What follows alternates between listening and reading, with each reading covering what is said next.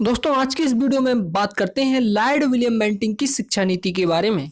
आप सभी जानते हैं कि लॉर्ड मैकाले को हम लोग पढ़ चुके हैं और लॉर्ड मैकाले ने 2 फरवरी 1835 को अपना घोषणा पत्र लॉर्ड विलियम बेंटिंक के सामने प्रस्तुत किया था और यह घोषणा पत्र जो था इसी के आधार पर लॉर्ड विलियम बेंटिंक ने अपनी शिक्षा नीति प्रस्तुत की थी।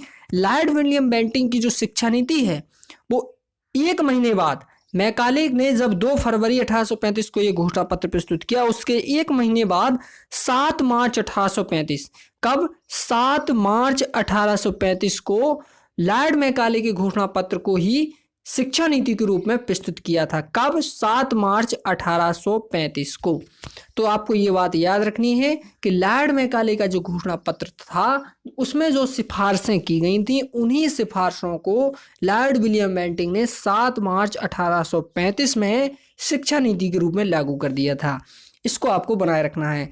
तब ये जो घोषणा पत्र था, ये जो शिक्षा नीति थी, इसके कारण हुआ क्या है, प्राच्य पाश्चात्य विवाद और ज़्यादा बढ़ जाता है क्योंकि इसमें निस्यंदन सिद्धांत की बात की गई थी जो कि लॉर्ड मैकाले ने दिया था। इसके अलावा इसमें भारतीय साहित्य और भारतीय विद्वानों का अपमान भी किया गया था। इसमें ये तक कहा गया था कि जो अंग्रेजी साहित्य है और जो अंग्रेजी साहित्य है वो किसी भी अंग्रेजी साहित्य की एक अलमारी संपूर्ण संस्कृत और अरबी के साहित्य के बराबर है। यानी यहाँ तक इसमें कहा गया था, यानी पूरी तरह से भारतीय संस्कृति, भारतीय कल्चर, उसका यहाँ पर अपमान किया गया था, जिसके कारण ये विवाद ज़्यादा बढ़ जाता है।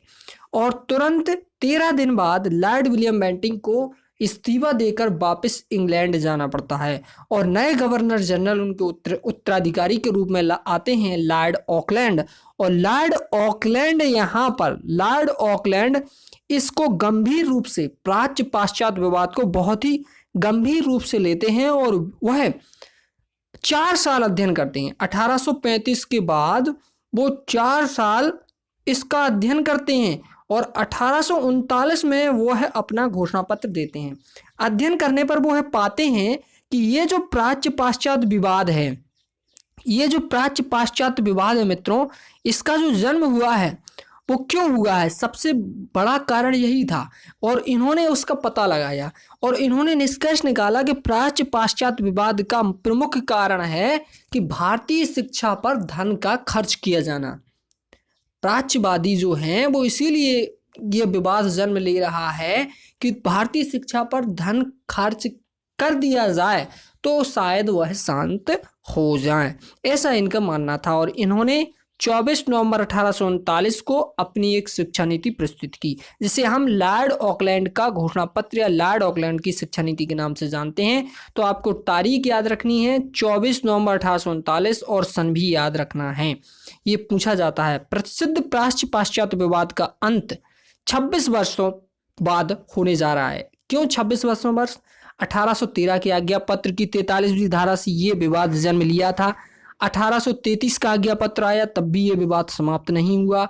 1835 का समय आ गया और 1839 का समय भी बीत गया।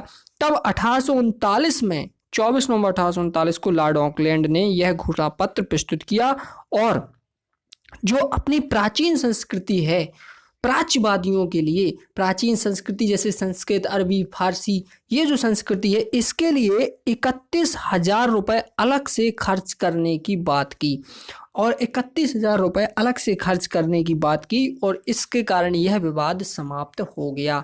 लेकिन मित्रों, इसने भी निस्यंदन सिद्धांत की बात की, यानी इसने भी जो छनाई का सिद्धांत था लॉर्ड मैकाले का, जो कि लॉर्ड विलियम बेंटिंक ने अपने शिक्षा नीति में लागू कर दिया था, उसको इसने भी मान्यता दी। इसने भी कहा कि भाई कंपनी अभी पूरे भारत की जन सामान्य की, जन साधारण की शिक्षा देने में समर्थ नहीं है।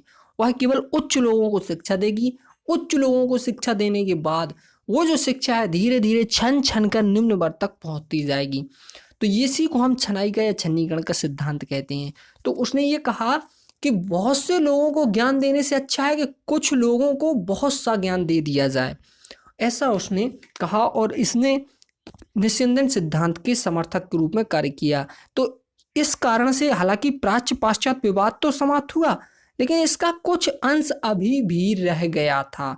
इसके बाद ये निस्यंदन का सिद्धांत कब समाप्त किया गया? वह किया गया वुड के घोषणा पत्र में, वुड डिस्पैच में। उसको हम अपने अगली वीडियो में देखेंगे। दोस्तों, आप सभी से निवेदन है, अभी तक आपने चैनल को सब्सक्राइब ना किया हो तो चैनल को सब्सक्राइब जरूर करें। मैं अंकित पटेल आप सभी का बहुत बहुत धन्यवाद करता हूँ। मित्रों, आपको केवल इसकी सन याद करनी है, 7 मार्च 1835 को लॉर्ड विलियम बेंटिक की शिक्षा नीति, और लॉर्ड ऑकलैंड की शिक्षा नीति 24 नवंबर 1839 को, और 31,000 रुपये भारतीय शिक्षा पर या प्राच्यवादियों के द्वारा संस्कृत, हिंदी, उर्दू, फारसी इस साहित्य पर खर्च करने की बात की गई और ये विवाद समाप्त हुआ। लेकिन छनाई का सिद्धांत, छन्नीकरण का सिद्धांत अभी समाप्त नहीं हुआ, वह समाप्त हुआ था वुड डिस्पैच के साथ। थैंक यू दोस्तों, धन्यवाद।